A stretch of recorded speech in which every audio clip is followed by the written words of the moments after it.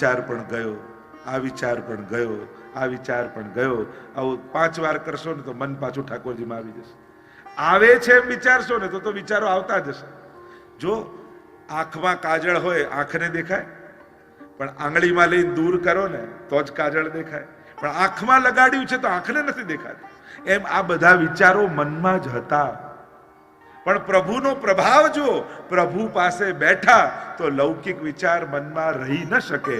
એટલે તમને છોડીને દૂર ગયા, અને દૂર ગયા એટલે દેખાયા. એટલે વિચારો આવતા નથી, છોડીને જાય છે. એટલે હંમેશા એમ વિચારવું, આ ગયો, આ ગયો, આ ગયો. અને આમ વિચારશો તો મન આપણે ઠાકોરજીમાં આવી જશે. પ્રભુની સન્મુખ બેસતાની સાથે ગીતાજીમાં પણ અર્જુન કહે, ચંચલ બહી મન કૃષ્ણ પ્રમાથી બલવદ દ્રઢમ તસ્યાહમ નિગ્રહમ મન્યે વાયુરીવ સુદુષ્કરમ. હા, મન એવું ચંચલ છે, અને કેમ નિગ્રહ કરું? જો સ્થિર મન તો 2 જણાનું હોય. એક કોઈ બહુ મોટો યોગી હોય ને એનું મન સ્થિર હોય, કાં કોઈ બહુ મોટા ડિપ્રેશનમાં હોય એનું મન સ્થિર હોય. બાકી હેલ્ધી મન તો ચંચળ જ હોય. ચંચલતા જ એની હેલ્ધી પણ છે, એનું સ્વાસ્થ્ય પણ એનું બતાવે છે કે ચંચળતા છે તો સ્વસ્થ છે. કારણ કે સ્વભાવ છે. મનની વ્યાખ્યા શાસ્ત્રો એમ કરી, સંકલ્પ વિકલ્પાત્મક મન. જે સંકલ્પ વિકલ્પ કરે ને એનું નામ જ મન કહેવાય. નિશ્ચયાત્મિકા બુદ્ધિ, જે નિશ્ચય કરે ને બુદ્ધિ કહેવાય. હવે તમે આંખ બંધ કરો તો 5 મિનિટ, 10 મિનિટ, 15 મિનિટ કેમ પછી બેચેન થઈ જશો તમે. કારણ કે જોવું એ મનનો સ્વભાવ જ છે. તમે કાન બંધ કરી રાખો, તમે બેચેન થઈ જશો. કારણ કે સાંભળવું એનો સ્વભાવ જ છે. તમે સ્વભાવથી એને રોકો તો એ બેચેન થઈ જાય. તમે મૌન રહો, એમ બોલવાનું જ નથી, કેવા બેચેન થઈ જાય. એક બહેનને એના પતિએ કહ્યું કે તું 5 મિનિટ ચૂપ રહે ને તો તને હીરાનો હાર લાવી આપું. તો એ 4.5 મિનિટ એને કહ્યું કે 5 મિનિટ થઈ ગઈ. તો આ તો મન બોલવું એ મનુષ્યનો સ્વભાવ છે. એમ કે બોલવાનું જ નથી, કેવા બેચે? કે બોલવું સ્વભાવ છે, નેચર છે, જીવવાનો સ્વભાવ છે. એમ સંકલ્પ વિકલ્પ એ મનનો સ્વભાવ છે. તમે એની ચંચળતાને પકડવાની કોશિશ ન કરો. સ્થિર કરવા માટે માણસો એટલી બધી મહેનત કરે ને આમ આવું માહોલ બનાવો ને આવું બનાવો ને અંધારું કરો ને દીવા મીણબત્તી કરો ને સુગંધ કરો ને હવે હું બેસું ને મન સ્થિર થાય, એકાગ્ર થાય. અને સહેજ કંઈક થયું એટલે મન ગયું. કેટલી બધી એક વસ્તુ સમજી લો, મનનું ગણિત સમજો. એ કોઈ ફિઝિકલ વસ્તુ નથી કે તમે એને પકડવાની લગાવવાની મહેનત કરો છો. કથામાં એ લોકો મનથી ગાઓ ને ભાવથી ગાઓ ને ભાવથી ગાઓ. ભાવ કોઈ વસ્તુ છે કે આમ પકડીને લગાડી દઈએ? ભાવથી સેવા કરજો ને ભાવથી પાડ. ભાવ કોઈ વસ્તુ હોય તો લગાડી દઈએ. કોઈ વસ્તુ તો છે નહીં કે બાયપાસ થતું હોય ને હાર્ટ ખોલતા હોય કોઈ ડોક્ટર અને આપણે કહીએ કે કિલો પ્રેમ ને કિલો ભાવ નાખી દેજો ને ખોલો જ છો. તો એવું તો છે નહીં, કોઈ વસ્તુ તો છે નહીં. આ તો ઇમોશન્સ છે.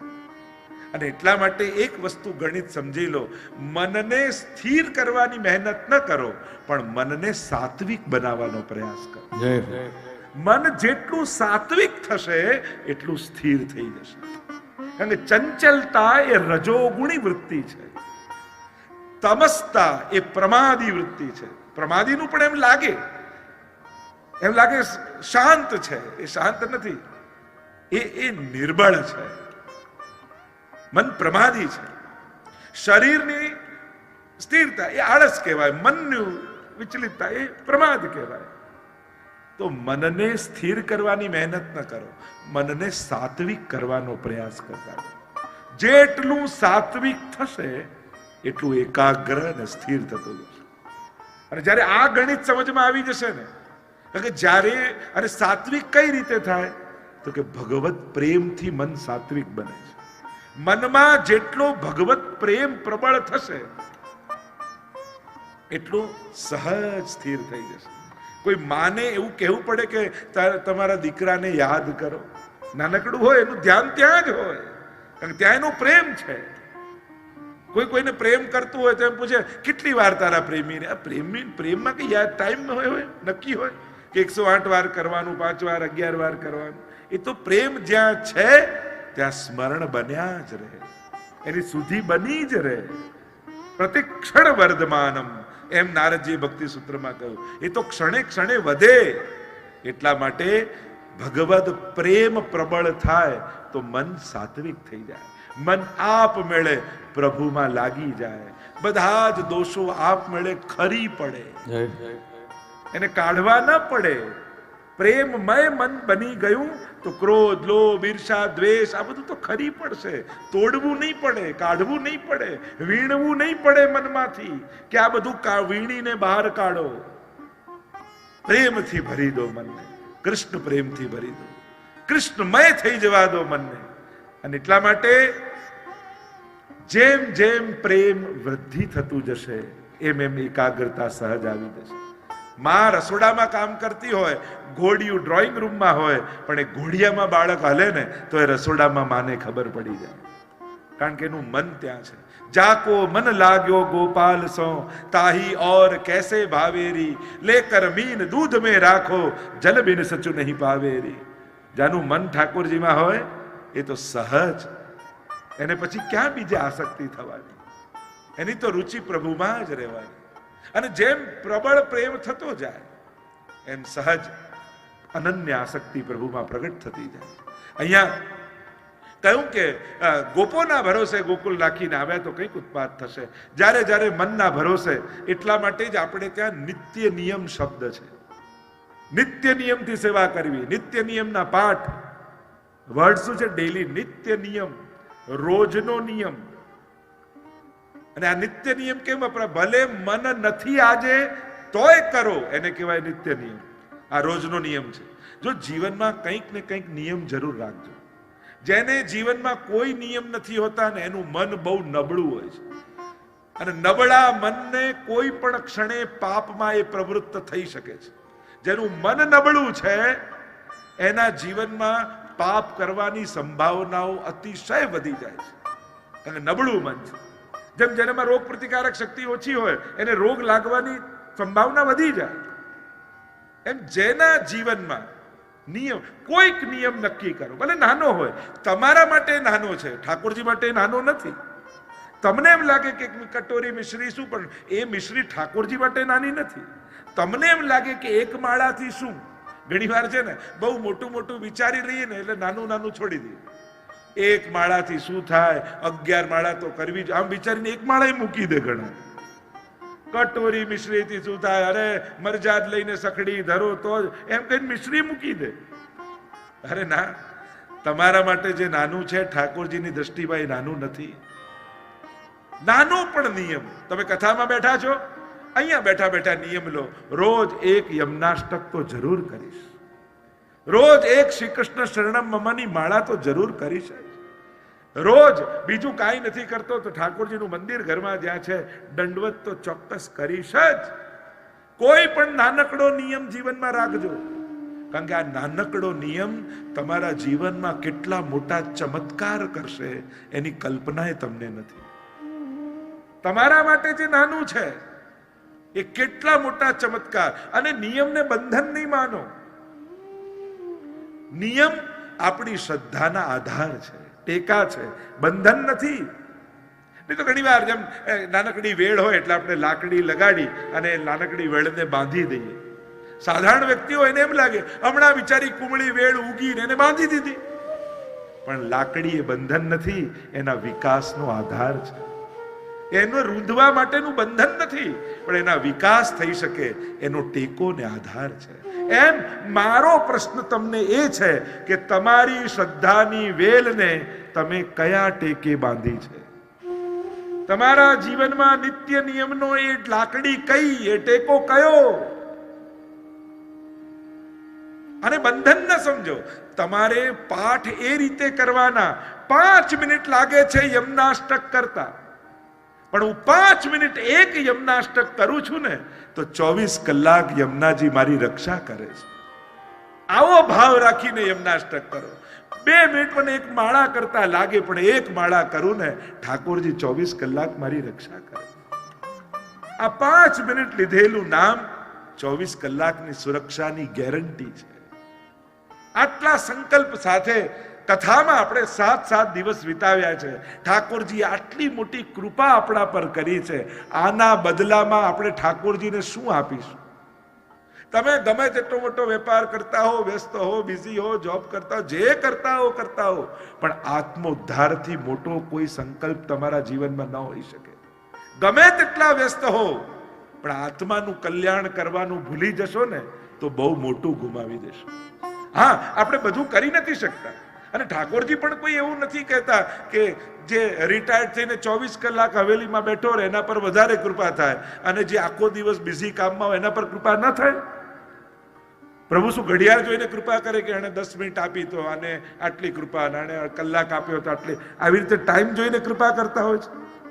વધારે ટાઈમ આપે એ મોટો ભક્ત નહીં, વધારે ભગવાનને ઇમ્પોર્ટન્સ આપે એ મોટો ભક્ત છે. તમે ભલે આખો દિવસ વ્યસ્ત છો, પણ પ્રભુની મહત્તા સ્વીકારીને જીવો છો, એની મહત્તા સ્વીકારીને કામ કરો છો કે આ બધું પ્રભુ કૃપાથી મળ્યું છે. આ ઠાકોરજી મને અવસર આપે છે, એ મને પુરુષાર્થ અને પરિશ્રમ કરાવી રહ્યા છે. એમ પ્રતિપલ જે પ્રભુનો ઉપકાર માનીને જીવે ને એ જ સાચો વૈષ્ણવ છે. વધારે સમયની વાત નથી, વધારે મહત્તાની વાત છે કે એની મહત્તા સ્વીકારીને જીવો છો. ખાસ અનુરોધ કરીશ, જે ઠાકોરજી આવો સુંદર અવસર આપણને આપ્યો, એ ઠાકોરજીને આપણે ભેટમાં શું આપીશું? કંઈક નિયમ જરૂર આપજો. એક યમનાષ્ટક કરવાથી, અને કરવાથી કોના પર ઉપકાર કરશો? યમુનાજી પર ઉપકાર કરશો? વડીલો પર ઉપકાર કરશો? મારા પર ઉપકાર કરશો? કોનું કલ્યાણ થશે? તમારું જ. આ તો તમારા જ લાભની વાત છે. લાભ તમારો છે ને આગ્રહ મારે કરવો પડે છે. બોલો, ફાયદો તમારો, અને આગ્રહ હું તમને લોજિક આપીને સમજાવું કે પાઠ કરો, પાઠ કરો, પાઠ કરો, અને એમાં મારો કાંઈ ફાયદો નહીં. કલ્યાણ તમારું જ થવાનું. મૂળ વાત એ છે, અવસર મળ્યો છે, સૌભાગ્ય મળ્યું છે, એવો પરિવાર અને એવું કુટુંબ મળ્યું છે. ઠાકોરજી બધું તો ગોઠવી આપ્યું, હવે વાર તો આપણી જ છે ને. એને જે કરવું હતું એને બધું જ કરી દીધું. હવે આપણે જે કરવાનું છે એ આપણે કરવાનું છે. એનાથી જે થતું હતું બધું કર. હવે શું ઠાકોરજી આવીને તમારી આંગળીઓ ફેરવે કે ચલો હું ભેળવી આપું? એને બધું જ, એને આંગળી આપી, માળા આપી, સંજોગ આપ્યા, સમય આપ્યા, અને બધી અનુકૂળતા હોય ને તો સમજજો કે ઠાકોરજી ઈચ્છે છે કે હું માળા કરું. બધી અનુકૂળતા હોય તો પ્રભુ ઈચ્છે છે કે હું પાઠ કરું. બધી અનુકૂળતા હોય તો પ્રભુ ઈચ્છે છે કે આપણે સેવા કરીએ. પ્રભુ તો અનુકૂળતા આપીને ઈશારો કરે છે, અને છતાંય જો આપણે ન સમજીએ તો એ આપણું દુર્ભાગ્ય છે. આટલું ગોઠવ્યા પછી પણ જો આપણે પ્રભુનો ઈશારો ન સમજી શકીએ તો એ આપણી મંદમતી કહી શકાય. ગોપોના ભરોસે ગોકુલને રાખશો, કંઈક ઉત્પાત થશે. આમ કહી અને કહ્યું તમે શીઘ્ર જાઓ. અને અહીંયા કંસે મોકલેલી પૂતનાએ પ્રવેશ કર્યો.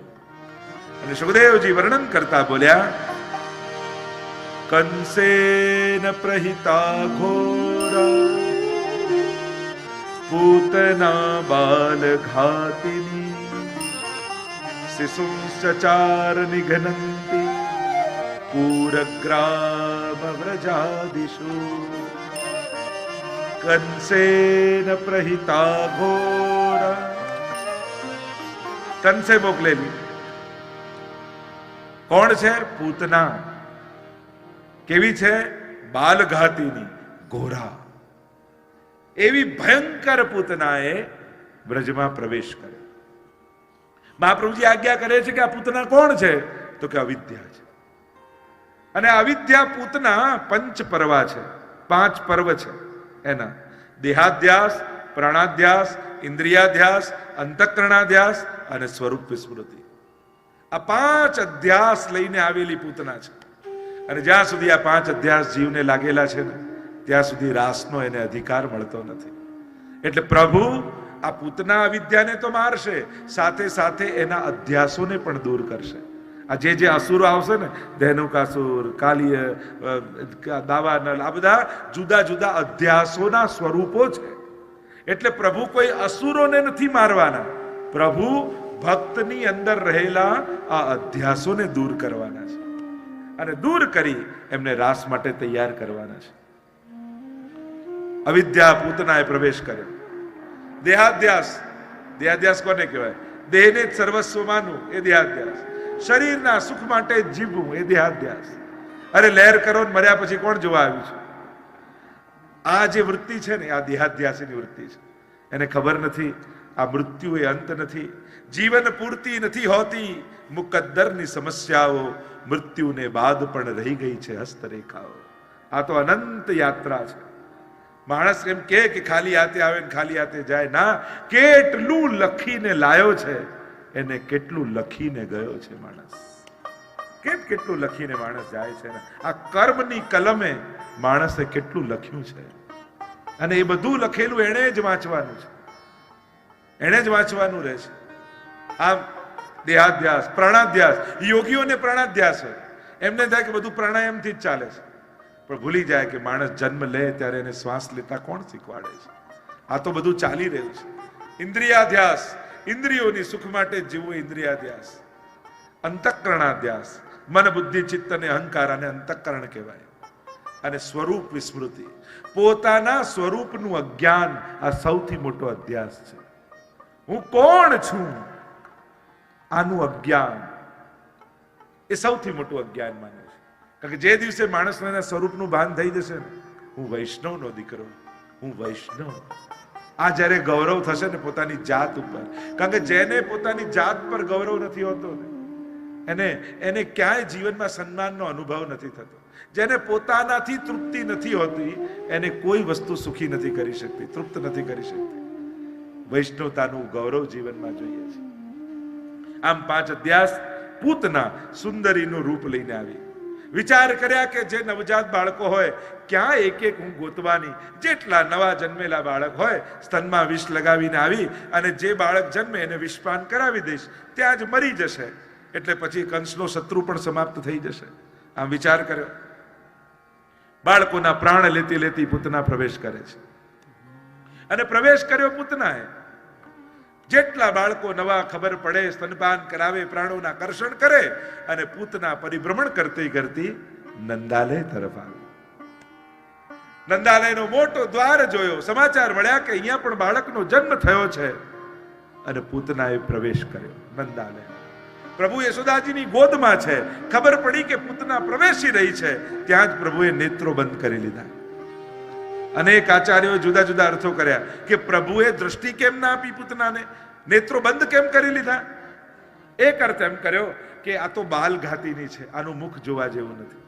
એક અર્થ એમ કર્યો કે પ્રભુની દ્રષ્ટિમાં જ્ઞાન છે અને પૂતના અવિદ્યા રૂપ છે, અને જો જ્ઞાન અવિદ્યા ઉપર પડે તો ત્યાં જ સમાપ્ત થઈ જાય, તો પૂતના વધની લીલા ન થાય. એક અર્થ એમ કર્યો કે ઠાકોરજી આંખ બંધ કરીને વિચાર કરે કે મારી માં કેટલી? એક તો દેવકી માં, બીજી યશોદા માં, ત્રીજી રોહિણી માં, તો શું આ ચોથી માં છે જે મને પૈપાન કરવા આવી રહી છે? એક અર્થ એમ કર્યો કે પ્રભુ આંખ બંધ કરીને મહાદેવજીને યાદ કરે છે અને કહે છે કે હું તો માખણ મિશ્રી ખાવા આવ્યો છું, આ વિષપાન કરવાનું કામ તો આપનું છે, આપ આવો ને પીઓ. અનેક અનેક અર્થો કર્યા.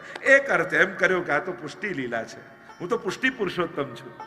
અને પુષ્ટિ પુરુષોત્તમ ગુણોનું ગ્રહણ કરે પણ દોષનું દર્શન ન કરે. વિષ લગાવવું એ દોષ છે, પૈપાન કરાવવું એ ગુણ છે.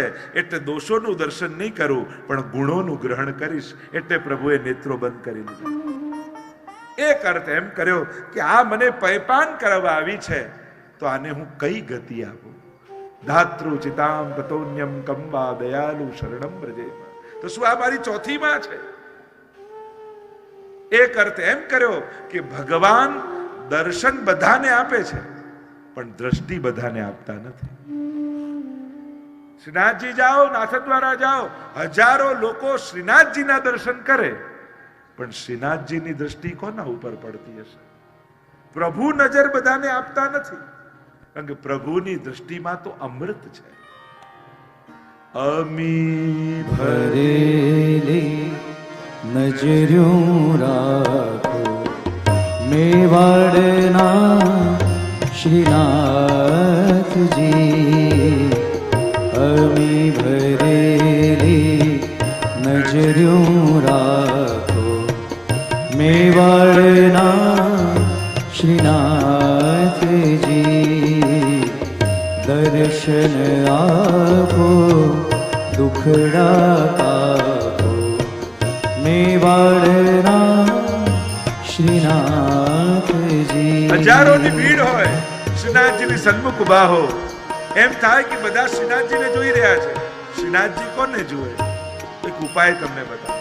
શ્રીનાથજીની સન્મુખ આવો ને ત્યારે હે વલ્લભ, શ્રી વલ્લભ, શ્રી વલ્લભ, શ્રી વલ્લભ એમ જોર જોરથી ઉચ્ચારણ કરશો ને તો નિશ્ચિત ખાતરીપૂર્વક કહું છું, વલ્લભનું નામ જ્યાં ગૂંજતું હોય ને ત્યાં શ્રીનાથજીની નજર તો અચૂક પડી જાય.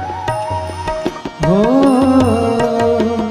તારે ભરોસે જીવન નૈયા હાંકી રહ્યો શ્રીનાથજી.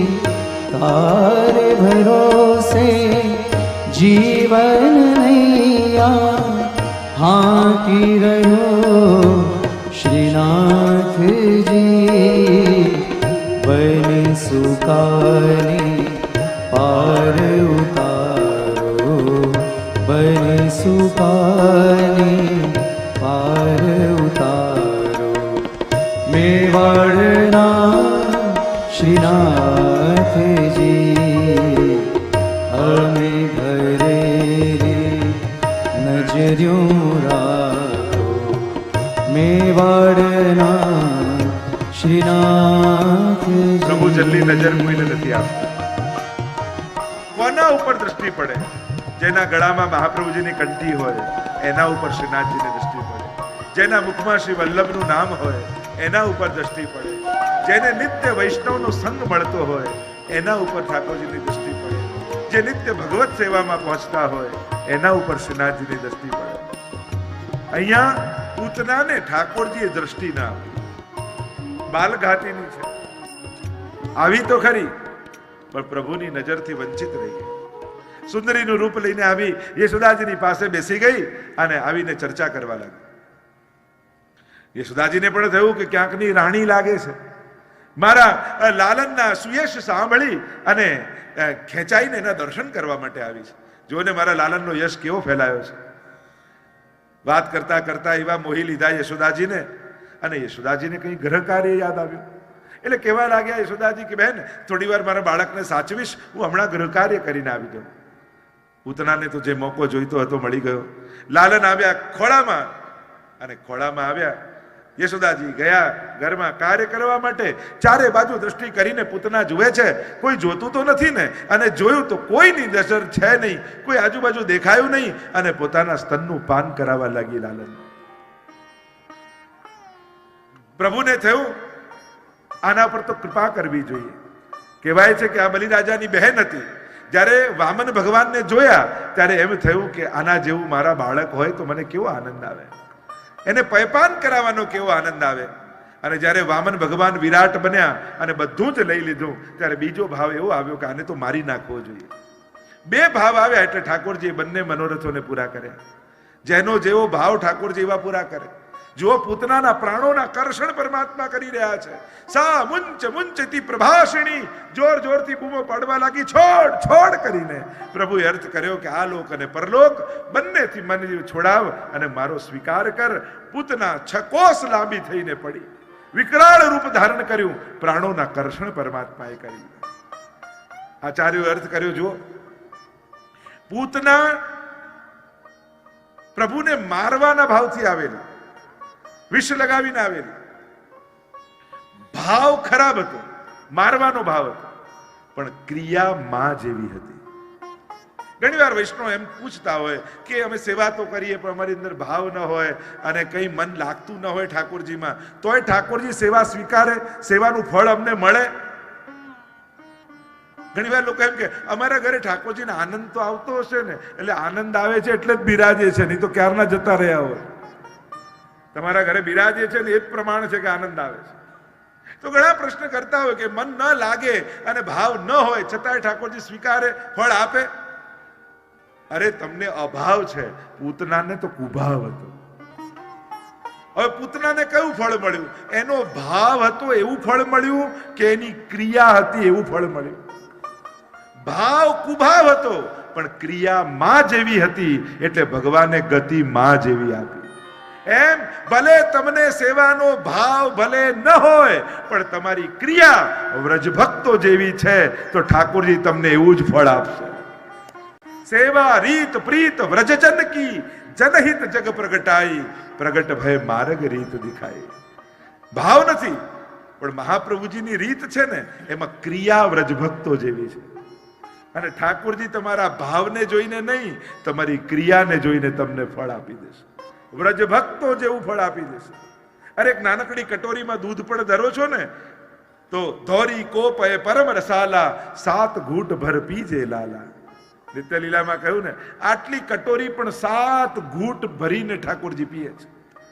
અને 7 ઘૂંટ ભરી ઠાકોરજી 7 વસ્તુનું દાન તમને કરે છે. પ્રેમ, આસક્તિ, વ્યસન, આવેશ, પ્રવેશ, ત્રપા અને મૂર્છા. ભક્તિની 7 અવસ્થાનું દાન ઠાકોરજી 7 ઘૂંટ ભરીને પીને તમને ભાવનું દાન કરે છે. પ્રભુને તમે વસ્તુ ધરો છો અને વસ્તુનું ગ્રહણ કરી ભાવનું દાન ઠાકોરજી તમને કરે છે. એટલે જ તો આપણે ત્યાં દરેક વસ્તુનો ભાવ છે. આ યમુનાજીનો ભાવ, આ ચંદ્રાવલીજીનો ભાવ, આ લલિતાજીનો ભાવ, આ વિશાખાજીનો ભાવ. કારણ એ ભાવની સામગ્રી ધારણ કરી તમે ધરાવી અને ઠાકોરજી ગ્રહણ કરી એ ફલ જે યમુનાજીને આપે છે, જે લલિતાજીને આપે છે, જે વિશાખાજીને આપે છે, એમના પર જેવી કૃપા કરે છે એવી કૃપાનું દાન ઠાકોરજી તમને કરતા હોય છે. તમે એક માળા પણ ઠાકોરજીને ધરાવો ને ફૂલની, એ ફૂલો એ વ્રજભક્તોનું સ્વરૂપ છે. એમાં વ્રજભક્તોનો ભાવ કરો તો તમારી ભાવના સિદ્ધ થાય. જેમ વ્રજભક્તોનો ભાવની માળા ઠાકોરજીને કંઠમાં ધરાવી તો એ વ્રજભક્તો પ્રસન્ન થઈ જાય. એ વ્રજભક્તો એમ વિચાર કરે કે એ વૈષ્ણવ તે મારો ભગવત સંબંધ કરાવ્યો તો જે સુખ મને મળ્યું ઠાકોરજી એ સુખ તને પણ આપે, મારા આશીર્વાદ છે. તમે એક જારી ભરી યમુનાજીની અને ઠાકોરજી પાસે પધરાવો ને તો યમુનાજી પ્રસન્ન થઈ જાય. અરે તે મારો ભગવત સંબંધ કરાવ્યો, જ્યાં તને આશીર્વાદ આપું છું, જે સુખ મને મળ્યું એ સુખ ઠાકોરજી તને પણ આપે. આમ વિવિધ ભાવની વસ્તુને સામગ્રી ધરાવી અને એ ભક્તોના આશીર્વાદ આપણે ગ્રહણ કરીએ છીએ, એમની કૃપાનો અધિકાર સિદ્ધ કરીએ છીએ. આવો ભાવ આપણે ત્યાં છે. તો પૂતનાના ભાવને ન જોયો, ક્રિયા જોઈને કૃપા કરી. એટલે કે પ્રભુ સન્મુખ કરાતી અલૌકિક ક્રિયાઓ પણ ફળ આપવા માટે સમર્થ છે. તમારા હૃદયમાં ભાવ ભલે ન હોય, ભાવની પ્રતીક્ષા કરતા રહેશો ને કે આમ મનમાં ભાવ થાય, હૃદયમાં ભાવ થાય, પછી સેવા પધરાવું, પછી સેવા કરું, તો આખી જિંદગી ભાવ મેળવવામાં જતી રહેશે. પણ અભાવે પણ કરવા લાગશો ને તો ચોક્કસ ઠાકોરજી એક દિવસ ભાવનું દાન તમને કરી દેશે કે તારી આ ક્રિયાથી પ્રસન્ન થયો છું તો આ ભાવનું દાન હું તને કરું છું. આમ પૂતનાનો ઉદ્ધાર થયો. ભગવાનના નામ દ્વારા ભગવાનની રક્ષાને ઉલ્લેખ કરવામાં આવ્યો. આગળ અનેક પ્રકારની લીલાઓનું વર્ણન ઠાકોરજીની આવ્યું. એકવાર યશોદાજી દોડતા દોડતા આવ્યા. બાબાને કહેવા લાગે, બાબા બાબા બાબા મોટો ઉત્સવ કરો, બધાને બોલાવો, પ્રસાદ લેવડાવો. પણ થયું શું? યશોદાજીએ કહ્યું, આપણા લાલાને પડખું ફેર્યું. જા, વૈષ્ણવને તો મનોરથ કરવાના બહાનાઓ જોઈએ.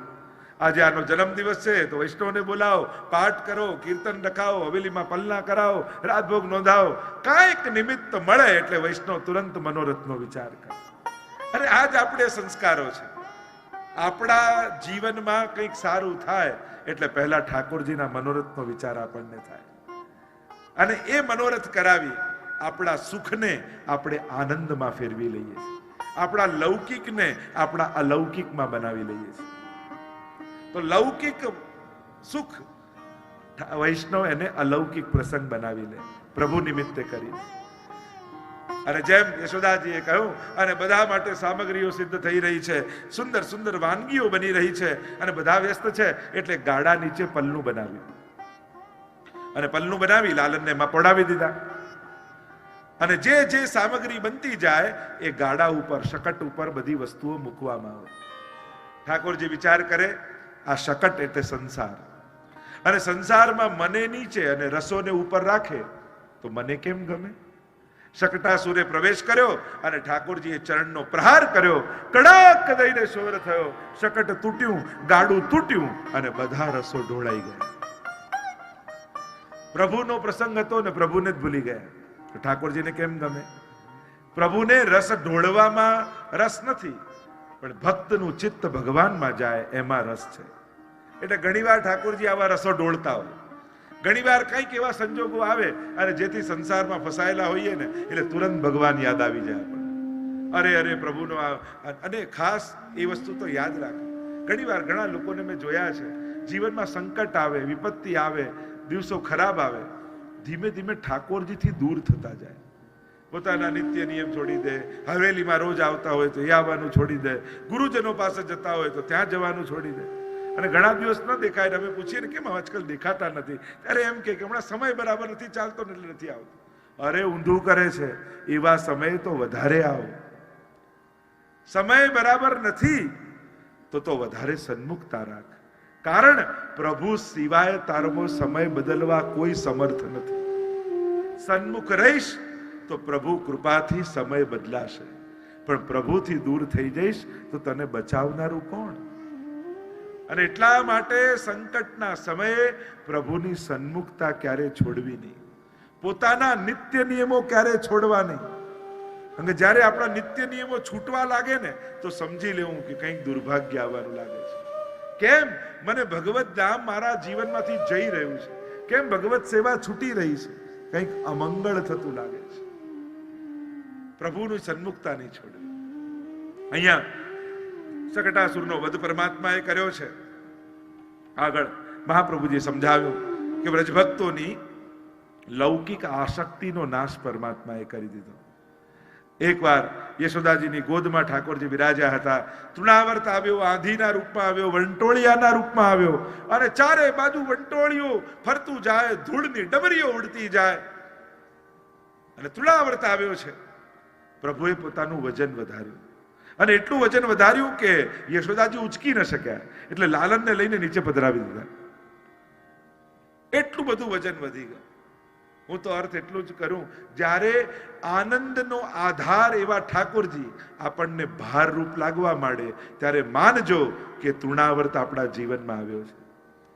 એ તો આનંદનો આધાર છે. આપણને ભાર લાગે છે, અરે પુષ્ટાવી લીધા, પધરાવી લીધા, હવે તો સવારે જાગવું પડશે, સ્નાન કરાવવા પડશે, ભોગ ધરાવવું પડશે, સેવા કરવી પડશે. આમ જો પ્રભુ ભાર રૂપ લાગવા માંડે તો માનજો કે તૃણાવર્ત આવ્યો છે. આ રજોગુણની આંધી આવી છે. ત્યાં પ્રભુએ પણ ગીતાજીમાં કહ્યું ને, કામ એશ, ક્રોધ એશ, રજો ગુણ સમુદ્ભવ, મહાશનો મહાપાપમાં વિદ્યેન વૈરિણમ. આ રજોગુણ જેનાથી કામ અને ક્રોધ પેદા થાય છે ને, એને તું વેરી જાણ. આજ વેરી છે માણસના. આમ તૃણાવર્તનો પરમાત્માએ ઉદ્ધાર કર્યો. એક થપાટ મારી તૃણાવર્તનો ઉદ્ધાર થયો છે.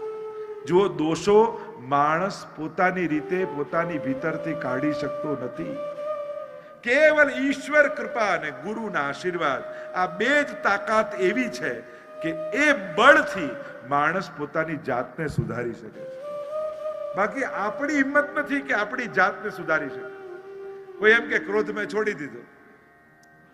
યા તમે ધ્યાનમાં એમ કરો ક્રોધ છોડવો છે, ક્રોધ છોડવો છે. હવે જેને વિચારો છો એ છૂટશે કેમ? કારણ કે એને તો તમે વિચારી રહ્યા છો. માણસનો સ્વભાવ છે ને પોતાની જાતે ન સુધારે. કોઈ એમ કે મેં ક્રોધ છોડી દીધો એટલે કોઈ એમ પૂછે ખરેખર છોડી દીધું કે આ છોડી, સાચે છોડી દીધું, આ છોડી, સાચું કે છે તે છોડી, હા ભાઈ છોડી દીધો કહ્યું ને એકવાર. બસ આ જ માણસનો સ્વભાવ. આમ છૂટતું હોત તો બધાના છૂટી જાય. આ તો ઈશ્વર કૃપા થાય અને કોઈ મહાપુરુષના આશીર્વાદ મળે ને તો જ માણસનો સ્વભાવ બદલાય.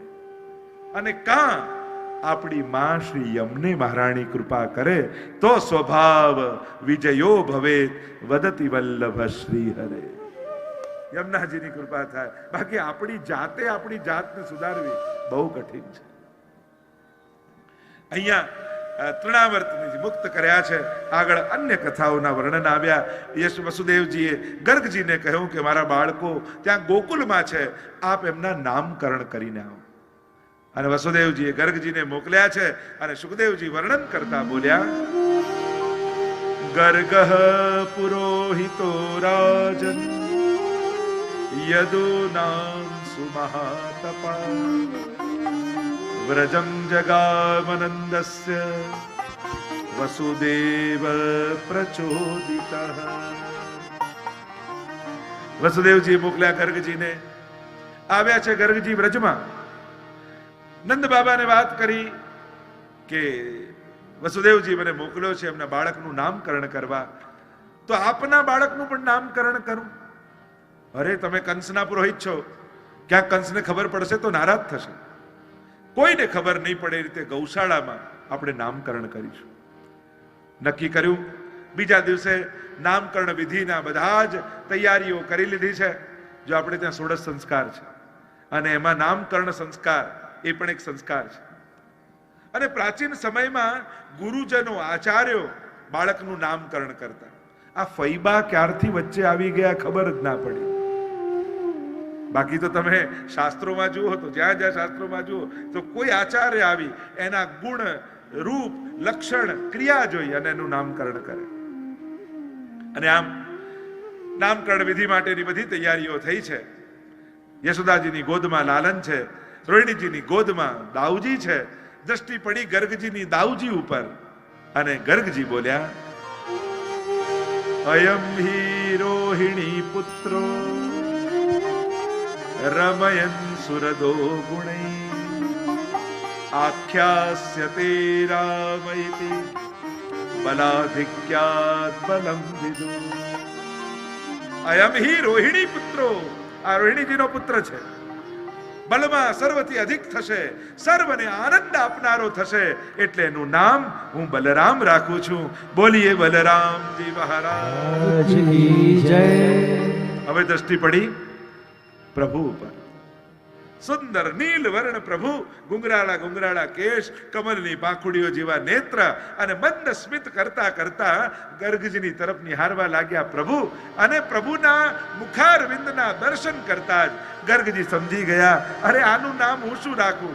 આ તો દરેક યુગમાં આવે છે, જુદા જુદા નામ લઈને આવે છે, અને આનું નામ હું શું રાખવાનો? આ તો જગતનો નાથ છે. અને દ્રષ્ટિ પડતા જ ગર્ગજી બોલ્યા,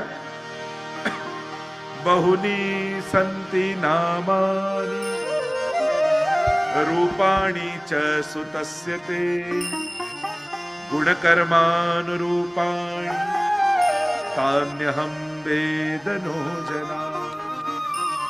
બહુની સંતિ નામાની, આના તો અનેક નામ છે, અનેક રૂપ ધારણ કરીને આવે છે. આના ગુણ હું શું ગાવાનો? પણ આને જોઈને જ મારું મન આની તરફ કર્ષિત થઈ રહ્યું છે, એટલે આનું નામ હું કૃષ્ણ રાખું છું. બોલો કૃષ્ણ કનૈયા લાલ કી જય. ગોપાલ તાપની ઉપનિષદમાં પરમાત્માના નામની વ્યાખ્યા આપવામાં આવી. કૃષ્ણ ભૂવાચકો શબ્દ ણશ્ચ નિવૃત્તિવાચક તયોરૈક્ય પરબ્રહ્મ કૃષ્ણ ઇત્યવિધીયતે. કૃષ્ણ એટલે કોણ? કૃષ્ણની વ્યાખ્યા શું? તો કહ્યું કૃષ્ણ ભૂવાચક શબ્દ. કૃષ્ણ એટલે ભૂ, ભૂ એટલે સત્તાયામ, જેની સર્વત્ર સત્તા છે. શેની સત્તા? આનંદ સત્તા. સ્નય આનંદવાચક છે. સર્વત્ર જેની આનંદમય સત્તા છે એ જ કૃષ્ણ છે. કૃષ્ણ નામ રાખ્યું. કૃષ્ણના અનેક અર્થ થાય. કર્ષતિ ઇતિ કૃષ્ણ, જે કર્ષણ કરે. નામથી, રૂપથી, લીલાથી, ગુણથી, જે ચારે રીતે કર્ષણ કરે એ જ કૃષ્ણ છે. નામથી આકર્ષણ, રૂપથી આકર્ષણ. અન્ય દેવોમાં તો મન લગાડવું પડે. કૃષ્ણ તો છે જ એવો સુંદર કે જોતા જ મન એનું થઈ જાય. લીલાથી કર્ષણ, એની લીલા એવી હોય જે સાંભળતા સાંભળતા બધાનું મન લાગી જાય. ધામથી કર્ષણ, એનું ધામ એવું સુંદર છે, એનાથી કર્ષણ કરે છે. આમ જે કર્ષણ કરે એ કૃષ્ણ નામ પડ્યું છે. હવે તો પ્રભુ ધીરે ધીરે મોટા થવા લાગ્યા. બાલ લીલાઓના ચરિત્રોના વર્ણન આવ્યા છે. બપોરનો સમય થાય એટલે બધી જ ગોપીઓ આવી જાય, કુંડાળું કરીને બેસી જાય, વચમાં લાલનને પધરાવે અને જુદા જુદા ખેલ કરાવે. લાલનને શીખવાડે, લાલન જો આપના હસ્ત ક્યાં છે? એટલે લાલન હાથ કરીને બતાવે. અચ્છા લાલન બતાવો તમારા ચરણ ક્યાં છે? પ્રભુ ચરણ ઊંચા કરીને બતાવે. ગોપીઓને જવું લાલનને એના કાન પકડાવી દઈએ. અચ્છા બતાવો લાલન કાન કહા હે? અને આ તો ચતુર શિરોમણી ગોપીના કાન ખેંચીને કે આ રહ્યા. રોજ નંદાલયમાં જુદી જુદી પ્રભુ લીલા કરતા હોય ગોપીઓ સાથે. યશોદાજી પલ્લામાં લાલનને ઝુલાવતા હોય. આંગણામાં ઉભેલી ગાય રોજ યશોદાજીને જુએ, મનમાં વિચાર કરે કે આવું યશોદાજી જેવું સુખ મને ક્યારે મળશે.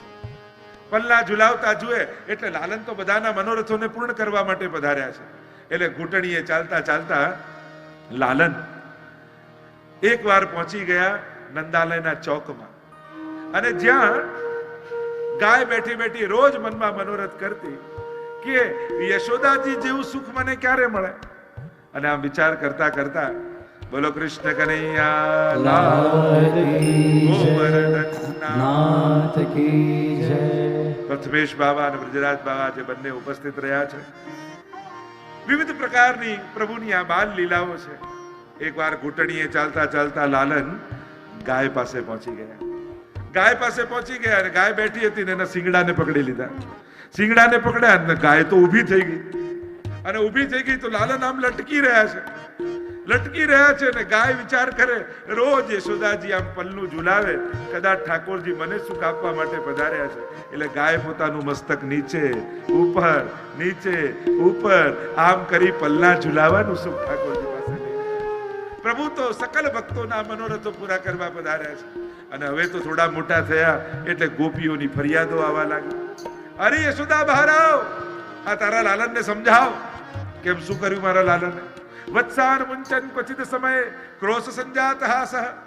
આ જુઓ, હજી ગાયને દોવાની બાકી હોય એના પહેલા તો વાછરડાને છોડી જાય, અને છોડીને જાય ગાયનું બધું જ દૂધ પી લે તો દોઈએ શું ને વેચીએ શું. યશોદાજી કહે મારો લાલન જે કરે છે બધું બરાબર કરે છે. ગાયના દૂધ પર પહેલો અધિકાર વાછરડાનો છે. તમે વાછરડાને ભૂખ્યું રાખીને દૂધ દુહો તે તો અપરાધ છે.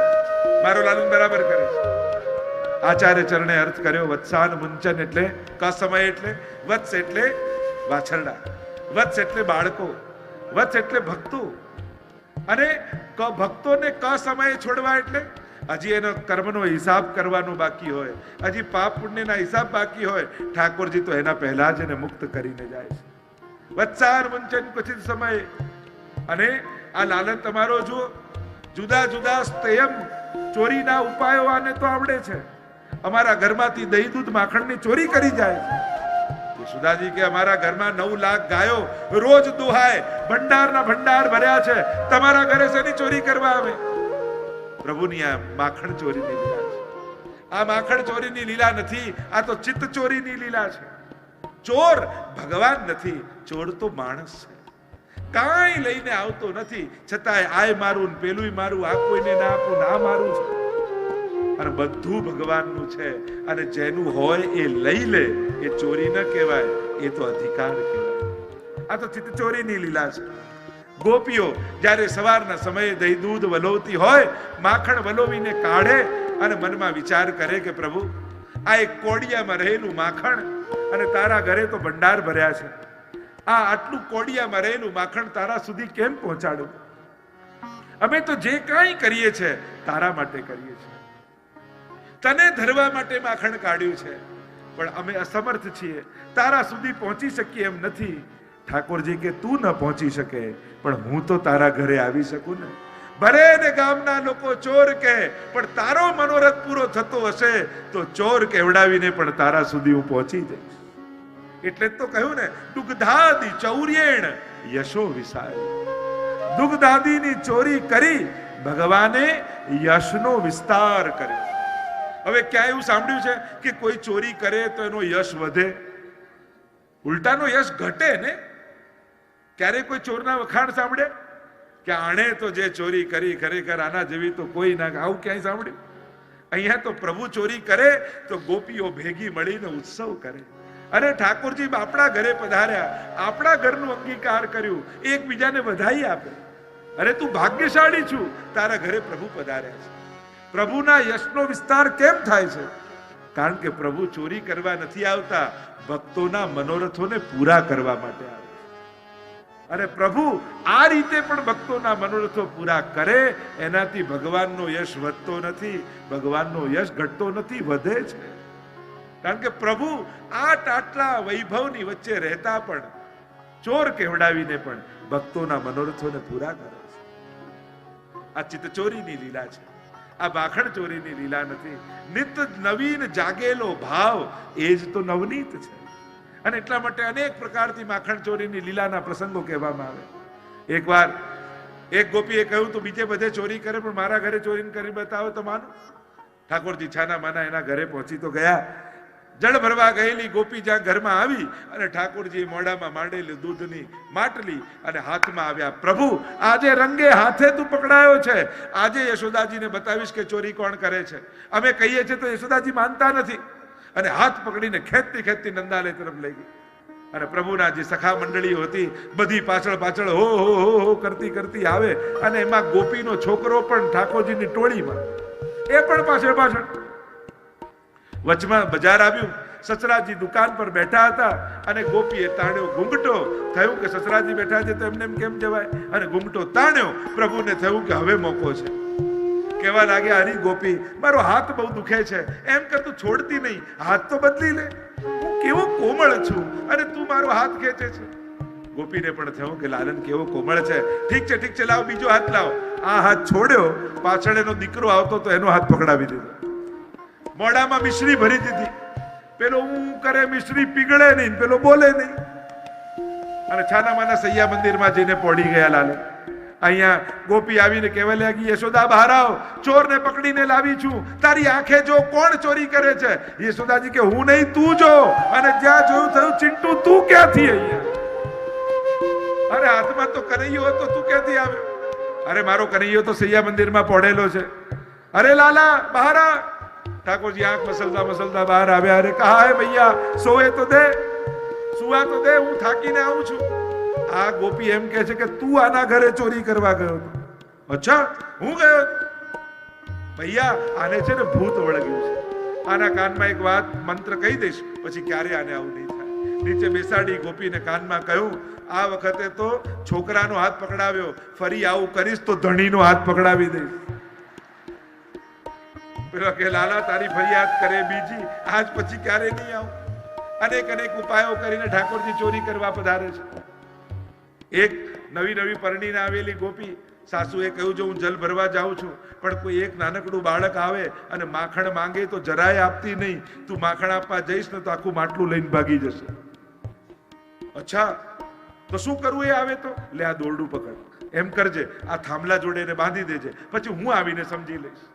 ઠીક છે ઠીક છે. સાસુ તો ગયા. થોડી વાર થઈ, ગોપી ઘરમાં હતી, નવી નવી પરણી આવેલી વહુ. દરવાજો ખટખટ્યો, ખોલ્યું તો નાનકડું બાળક સામે ઊભું છે. પૂછ્યું તું કોણ છે? પ્રભુ કહેવા લાગ્યા, અરે હું અહીંયાથી જતો હતો, ભર ઉનાળાનો દિવસ, મારું ગળું બહુ સુકાય છે, તારા ઘરમાં થોડુંક માખણ છે, થોડું માખણ ચાટી લઉં તો ગળું ભીનું થઈ જાય.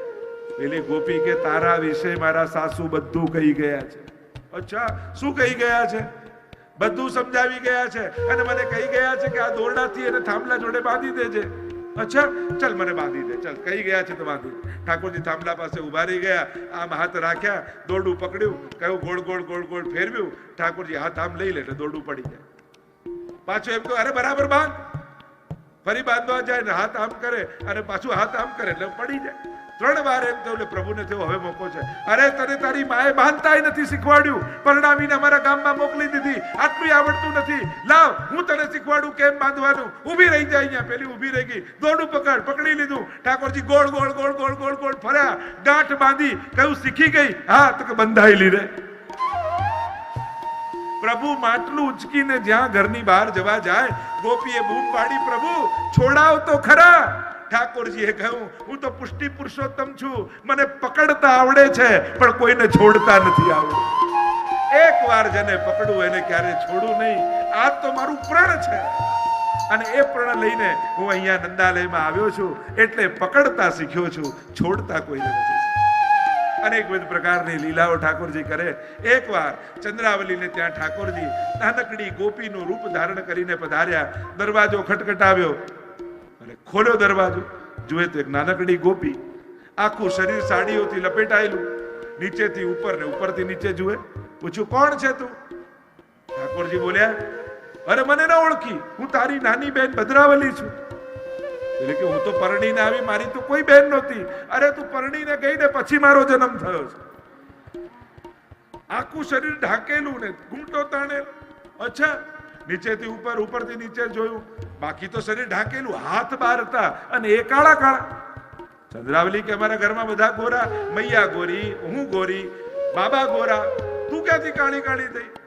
અરે તારો જન્મ થવાનો હતો ત્યારે તો મૈયાએ માખણ વિસરી ખાધા, મારો જન્મ થવાનો હતો ત્યારે જાંબુની સીઝન ચાલતી હતી. મૈયા કાળા કાળા જાંબુ ખાય, કાળા કાળા યમુનાજીમાં નાય એટલે કાળી કાળી થઈ. પેલી ભોળી, ઠીક છે બહેન, આવ આવ, મારે જલ ભરવાનો સમય છે, થોડું ઘર ચોખ્ખું કરી દઈશ. ઠાકોરજી કે તું જા તો ખરી, આખું ઘર ચોખ્ખું કરી દઈશ. અને પેલી તો આવી કુવાની પારે માટલી લઈને ઊભી છે, સખીઓ સાથે વાત કરે. આજે તો મારી નાની બહેન આવી. બધા કે તું આટલી મોટી, તારી સાની નાની બહેન? અરે મારા ગયા પછી જન્મ, અરે ક્યાંક પેલો કાળો કનૈયો ના હોય. પેલીને યાદ આવ્યું, માટલી મૂકીને દોડી.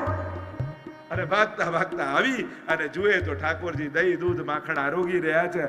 દૂર ઊભી ઊભી દર્શન કરતા કરતા અશ્રુપાત કરે છે. આજે હું સનાત થઈ ગઈ. આજ સુધી દહીં મથી કર્મ કર્યા નવનીત કાઢવાના, પણ આજે કર્મોનું ફળ જે નવનીત હતું એ ઠાકોરજી અંગીકાર કરી લીધું. મારા સમસ્ત કર્મોના ફળ પ્રભુએ અંગીકાર કર્યા. ગોપીઓ તો પ્રતીક્ષા કરે, પ્રભુની રાહ જુએ, ક્યારે પ્રભુ અમારા ઘરમાં પધારશો, અને વિનંતી કરે. શ્યામ સુંદર વા છોટે છોટે કનુવા, श्याम सुंदर वा छोटे छोटे कनुआ, શ્યામ સુંદર વા છોટે છોટે કનુવા, श्याम सुंदर वा छोटे छोटे कनुआ, मेरे घर आया करो, माखन चुराया करो. ओ मेरे घर आया करो, जो बुलाएगा उसके घर आएंगे. चुराया करो. श्याम सुंदर वा छोटे छोटे कनुआ, श्याम सुंदर वा छोटे छोटे कनुआ, मेरे घर आया करो, बंसी बजाया करो. वो मेरे घर आया करो, બંસી બજાયા કરો. ગોપીઓ રોજ બોલાવે છે. પ્રભુ ભક્તોના મનોરથો પૂરા કરવા માટે ભક્તોના ઘર સુધી પધારે છે. આજ તો પ્રભુની કૃપા છે. જીવ અસમર્થ છે, પણ પ્રભુ મનોરથો પૂરા કરવા સર્વ સમર્થ છે. ચોરી બી એની તો લીલા છે. પ્રભુ ક્યારે કોઈ કર્મ કરતા નથી, પ્રભુ તો લીલાઓ કરે છે. બોલો માખન કે ચુરૈયા કી જય. આગળ એકવાર પ્રભુ બ્રહ્માંડ ઘાટ ઉપર ખેલી રહ્યા હતા. બ્રહ્માંડ ઘાટ પર ખેલતા ખેલતા ઠાકોરજીએ માટીનો ગોળો બનાવ્યો. ગોળો બનાવ્યો અને ધીમે રહીને મુખમાં મૂકી દીધો. મુખમાં મૂકી દીધો અને મુકતા બાઉજી જોઈ ગયા. જોઈ ગયા એટલે દોડતા દોડતા, હવે લાલન तुमने मिट्टी खाई? देखो झूठ मत बोलो, मैया से कह दूंगा. કહી દો. દોડતા દોડતા યશોદાજી પાસે આવ્યા. બાઉજી કહેવા લાગે, મૈયા મૈયા લાલન ને મિટ્ટી ખાઈ. અચ્છા અભી મેં દેખતી. દોડતા યશોદાજી આવ્યા. લાલન, બાઉજી क्या कह रहे, मिट्टी खाई तुमने? प्रभु बोले, नाहम भक्षितवान अम्ब. मैया मैंने मिट्टी नहीं खाई. ये सब कह रहे हैं वो, સર્વે મિથ્યા વિશંસિનઃ. આ બધા જ ખોટું બોલી રહ્યા. યદિ સત્ય ગિરસ્તરહિ સમક્ષમ પશ્ય મે મુખમ. અને તને ભરોસો ના આવતો હોય તો મારું મોઢું ખોલીને જોઈ લે. હવે અહીંયા ચિંતકો, વિચારકો, મહાપુરુષો, આચાર્યો બધા જ ચર્ચામાં પડી જાય. સત્ય વ્રતમ સત્ય પરમ સત્યમ સત્ય સયોનિ નિહિતમ ચ સત્ય એવા પરમ સત્ય રૂપ પરમાત્મા અસત્ય બોલી રહ્યા છે. અને અસત્ય બોલે એ ઈશ્વર હોય? માટી મોઢામાં મૂકી છે, દાઉજીએ જોયું છે, પ્રભુએ ખાધી છે, પછી ના કેમ પાડે છે? એટલે બધાએ જુદા જુદા અર્થો કર્યા. એકે તો ઉપનિષદ પ્રમાણે અર્થ કર્યો, દ્વા સુપર્ણા સયુજા સખાયામ સમાન વૃક્ષમ પરિશસ્વ જાતે. વૃક્ષ ઉપર બે ડાળી, એક ડાળી પર બે પક્ષી બેઠા છે. એક ખાટા મીઠા ફળ ખાઈ સુખ દુઃખનો અનુભવ કરે છે અને બીજો દ્રષ્ટા ભાવે જુએ છે. તો જે ખાય છે એ જીવાત્મા છે, જે દ્રષ્ટા ભાવે જુએ છે એ પરમાત્મા છે. એટલે કે પરમાત્મા ભોગતા નથી, દ્રષ્ટા છે. એમ જ્ઞાન માર્ગમાં ઉપનિષદમાં અર્થ કર્યા. ભગવાન ક્યારે કંઈ ખાતા નથી, એ દ્રષ્ટા ભાવે જુએ છે. પ્રભુ ભોગતા નથી, દ્રષ્ટા છે.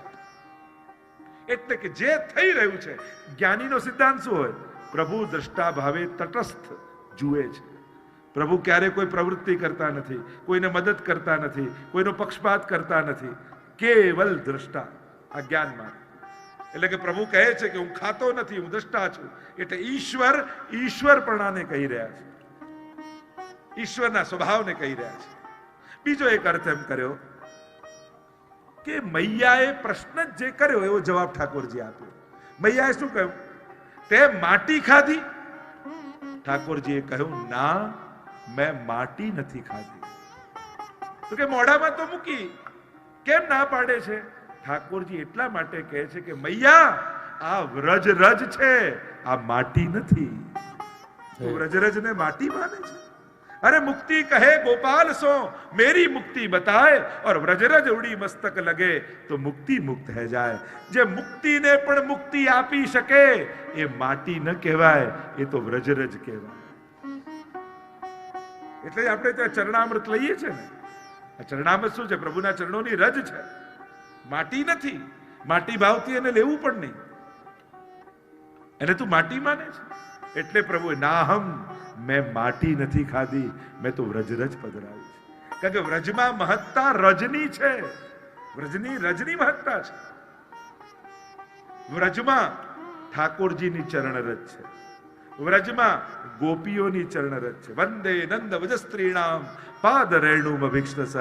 ઉદ્ધવજીએ પણ ગોપીઓની રજની ગથા ગાઈ છે, કથા અને ગુણગાન કર્યા છે કે કૃષ્ણ તો કૃષ્ણ કરતા તો આવ્યા, પાછા ગયા ત્યારે ગોપીની ચરણ રજની ગાથા ગાતા આવ્યા કે આ રજ દુર્લભ છે.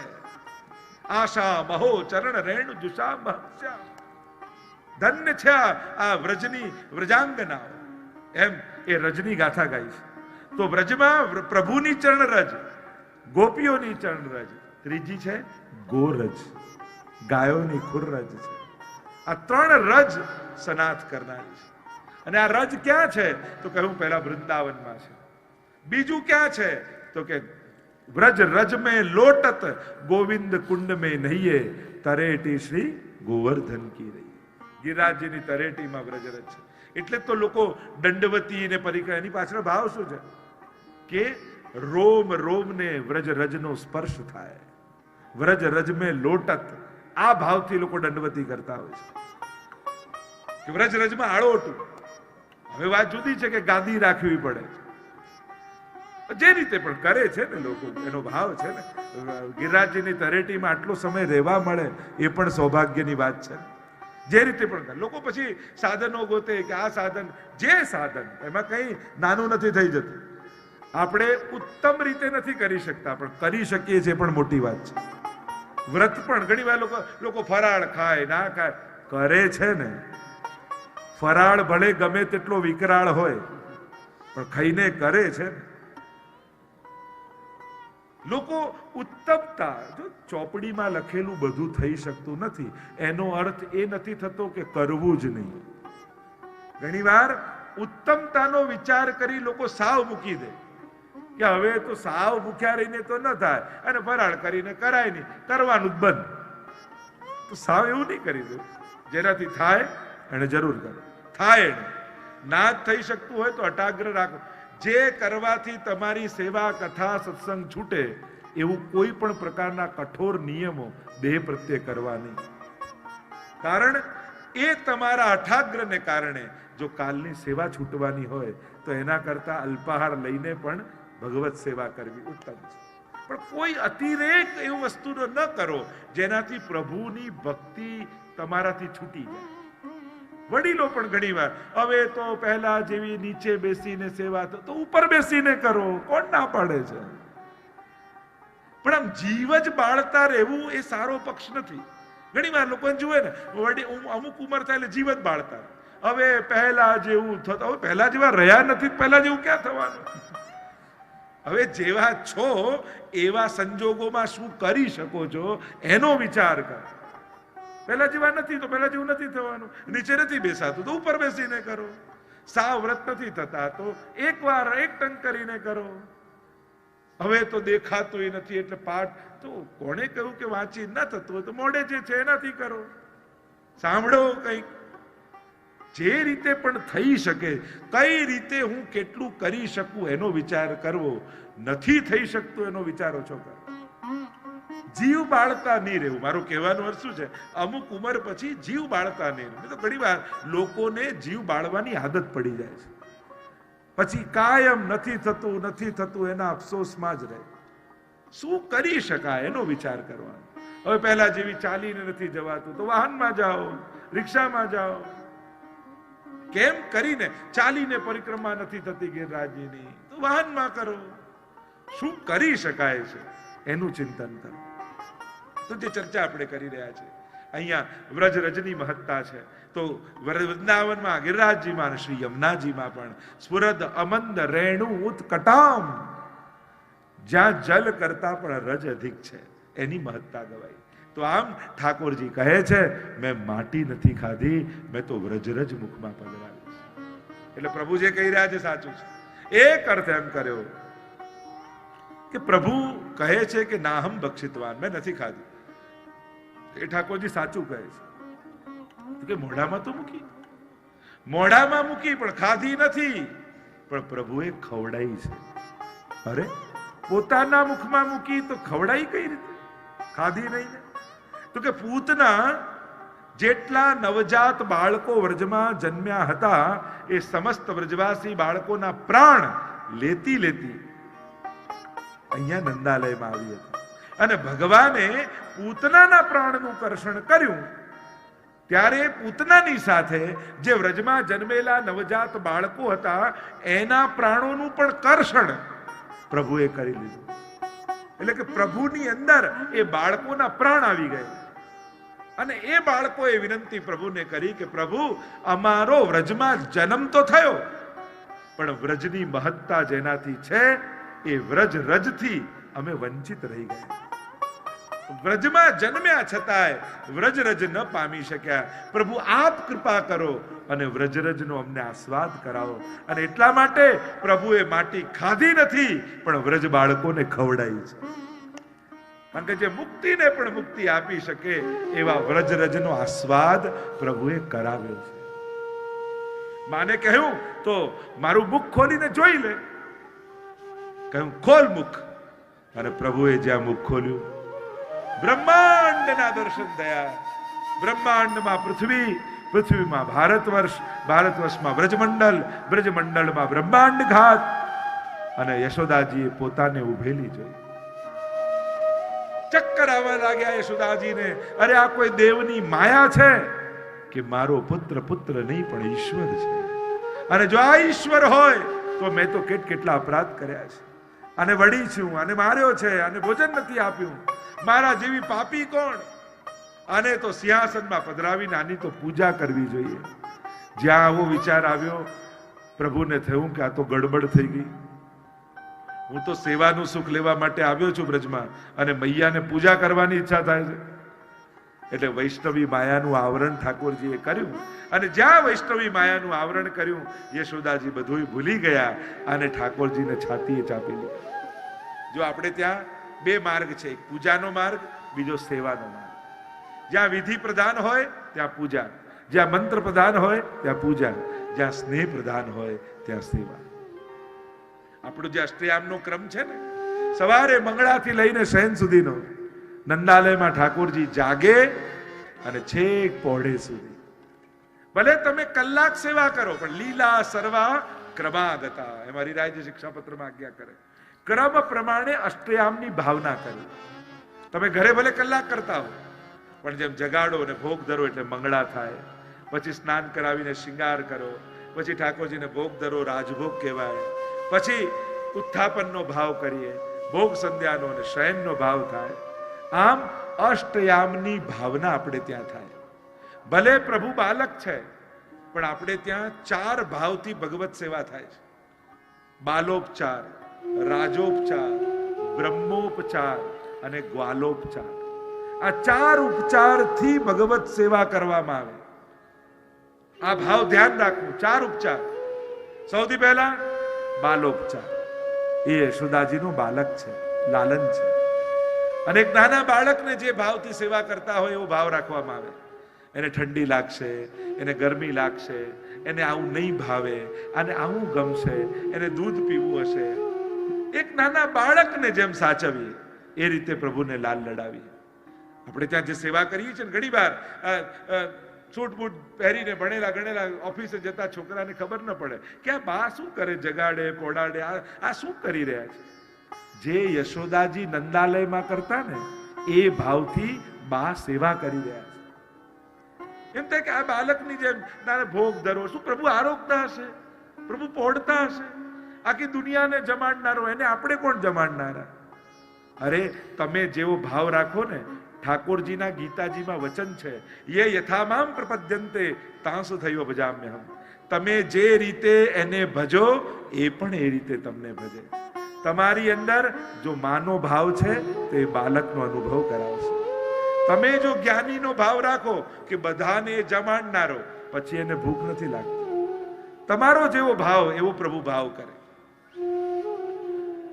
જેમ કોઈ બા એના પોતાને પૌત્રને ખોળામાં રમાડતા હોય અને પાડોશણ આવીને બેસી જાય બાજુમાં. એટલે બા અને બાનો ફેવરેટ સબ્જેક્ટ કયો હોય? પૌત્રની વાત. એને એના પૌત્રની વાત કરવા આપો એટલે એને મજા. એટલે બા વાત કરવા લાગે પાડોશણની જોડે. આને તો કોઈ બોલનારું જોઈએ, બસ આખો દિવસ કોઈને વાત કરનારું જોઈએ. જો ને વાતોડીઓ થવાનું છે. પેલી પાડોશણને થાય કે હમણાં 1 મહિનાનું બાળક અને એને વાતો કરવા જોઈએ છે. બાળક બોલે પણ બા બનીને ખોળામાં લો તો સમજાય, પાડોશણ બનીને લો તો ન સમજમાં આવે. એમ જ આપણા લાલન બોલે છે, આરોગે છે, હસે છે, પોડે છે, જાગે છે, પણ યશોદા બનીને ખોળામાં લો તો સમજમાં આવે. પાડોશણ બનીને આવો તો સમજમાં ના આવે. એક વૈષ્ણવ બનીને ગોદમાં લો ને તો તમને બધું જ પ્રભુ ભાવ કરતા હોય ને એવો અનુભવ થાય. જો ને આજે લાલનને કેવું આરોગવાની ઈચ્છા થઈ છે, આજે પ્રભુને કેવી નિંદ્રા આવી રહી છે, બધા જ ભાવોના અનુભવ તમને થાય. તો બાલોપચાર. બીજું એ વ્રજના રાજા છે એટલે રાજોપચાર. અને રાજભોગ ઠાકોરજીને આવે, રાજાની જેમનું સિંહાસન હોય અને એવા શૃંગાર ઠાકોરજીને ધરાય, એની રાજાની જેમ એની સેવા થાય. ત્રીજું બ્રહ્મોપચાર.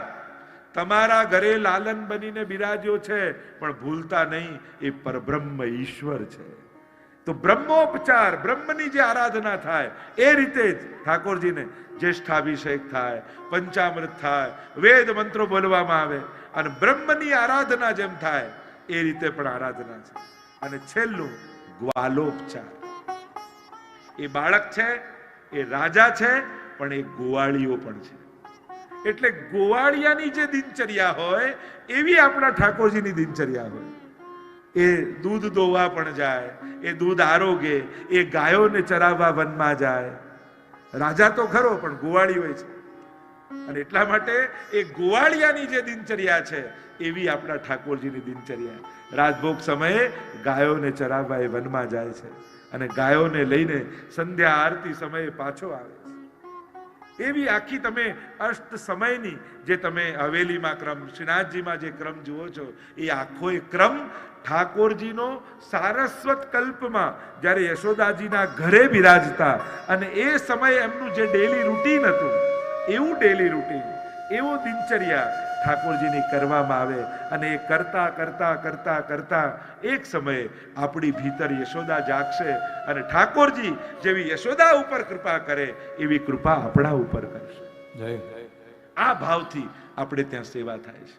તો આમ પ્રભુએ કહ્યું તો સેવાના સુખ લેવા માટે આવ્યો છું એટલે વૈષ્ણવી માયાનું આવરણ કર્યું અને યશોદાજી બધું ભૂલી ગયા. એકવાર યશોદાજીને મનમાં વિચાર આવ્યો, ઘરમાં આટલી સામગ્રી છે છતાંય ઠાકોરજી બહાર જઈને કેમ આરોગે છે? બધા જ ગોપીઓ પોતાના હાથે સેવા કરે, પોતે જાતે સામગ્રી બનાવે અને હું તો દાસ દાસીઓ પાસે કરાવું છું. લાવ આજે ઠાકોરજીની સામગ્રી હું પોતે કરીશ. અને સુખદેવજી વર્ણન કરતા બોલ્યા, એકદા ગૃહદાસીષુ યશોદાનંદ ગેહિની કર્માંતર નિયુક્તાસુ નિર્મમંથ સ્વયં દધી. એક વાર આમ વિચાર કરી, પ્રભુ માટે હું પોતે સામગ્રી બનાવું, આમ વિચાર કરી યશોદાજી સ્નાન કર્યા, શૃંગાર કર્યા, સુંદર વસ્ત્રો ધારણ કર્યા અને ગોળીમાં મટકીમાં દહીં પધરાવી અને દધી મંથન કરવા માટે યશોદાજી બિરાજ્યા. આજ મારા લાલન માટે હું સામગ્રી બનાવીશ. ખમ ખમ ખમ ખમ કંકણના સ્વર આવી રહ્યા છે અને યશોદાજી લાલન માટેની સામગ્રી બનાવી રહ્યા છે. પ્રાત સમય उठ के व्रजवाला गावत मंगल गीत रसाला. प्रात समय उठ के व्रजवाला गावत मंगल गीत रसाला.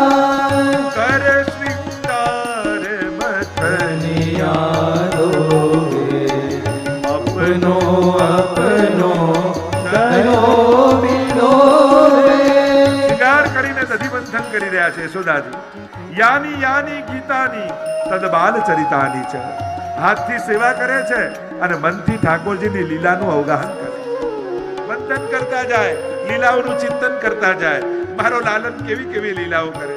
યશોદાજીને યાદ આવ્યું, એકવાર લાલન દોડતા દોડતા આવ્યા, દધી મંથન કરતા હતા યશોદાજી અને પાછળથી વળગી ગયા. મૈયા એમ કરી વળગ્યા તો ખરા, પણ યશોદાજીની ચોટી લાલનના હાથમાં આવી ગઈ. મનમાં વિચાર આવ્યો, મૈયા તારી આટલી લાંબી ચોટી અને મારી ચોટી આટલી. જીદા ચડી ગયા. લાલન રડતા રડતા મૈયાને કહે, કબ હી बढ़े चोटी मैया मोरी कब ही बढ़ेगी चोटी. अरे भैया मेरी चोटी तेरे जैसी कब होएगी. यशोदाजी कह रहे, लाला रोज लोटा भर के दूध पिएगो तो मेरे जैसी चोटी हो जाएगी. अच्छा હમણાં ને હમણાં લોટો ભરીને દૂધ લાવો, હમણાં જ પીશ. અને લાલન માટે દૂધ લોટો મંગાવવામાં આવ્યો. પીવા લાગ્યા લાલન.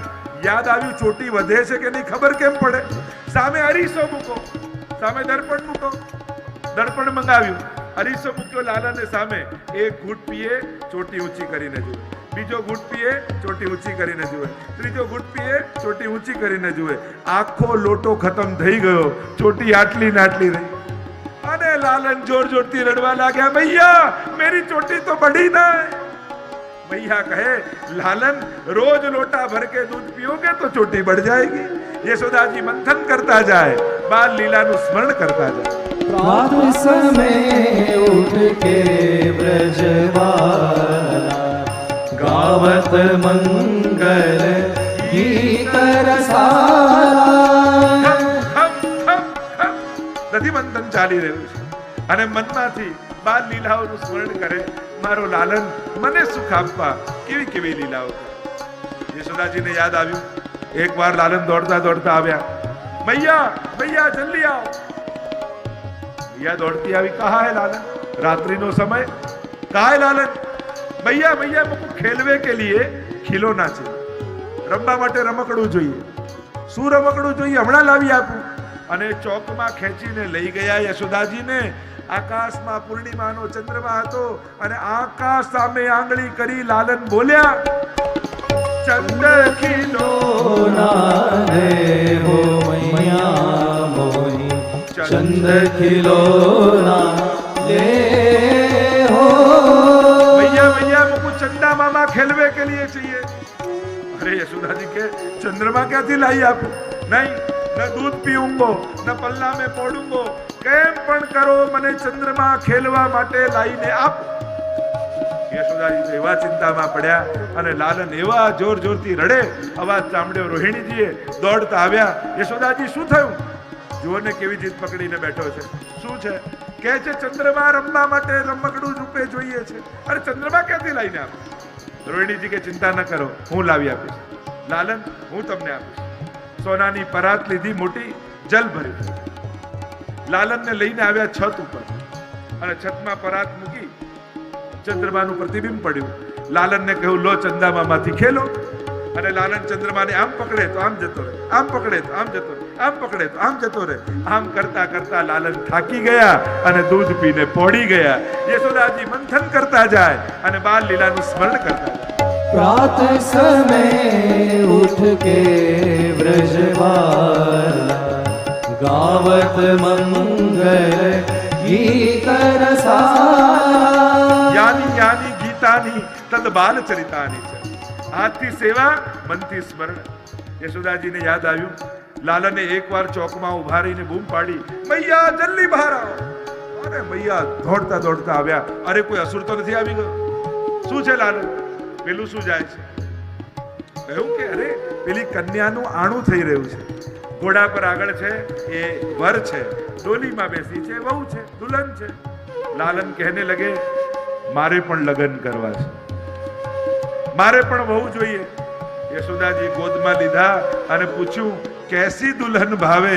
અને લાલન બોલ્યા, ऐसी दुल्हन भावे मैया मोही ऐसी दुल्हन भावे.